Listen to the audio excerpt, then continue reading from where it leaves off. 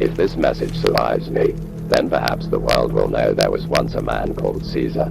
Not the myth, not the warlord, but the man. I took the chaos of the wasteland and forged it into something greater.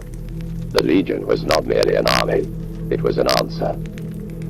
Discipline in place of savagery, law in place of anarchy, unity in place of the scattered, bickering tribes.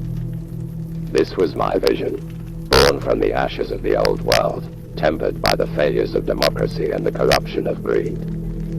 For years, we marched westward.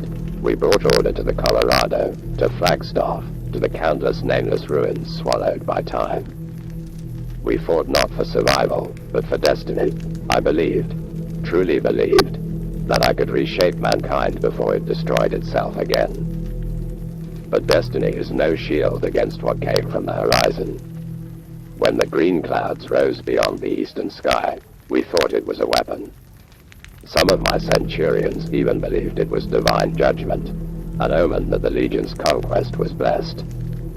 But I saw it for what it was, death without enemy, war without battle.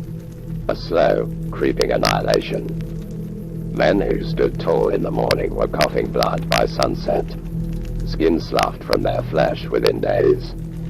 The air itself became a blade, cutting down the strong and weak alike. I gave the order to fall back, to abandon the cities we had built from nothing. But the glow was faster. It was not a siege that could be outlasted, not an army that could be defeated.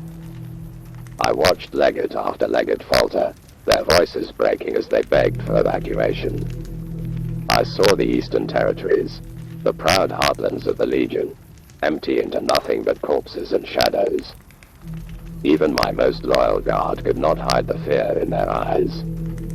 So now, I must do what I have never done. I must retreat.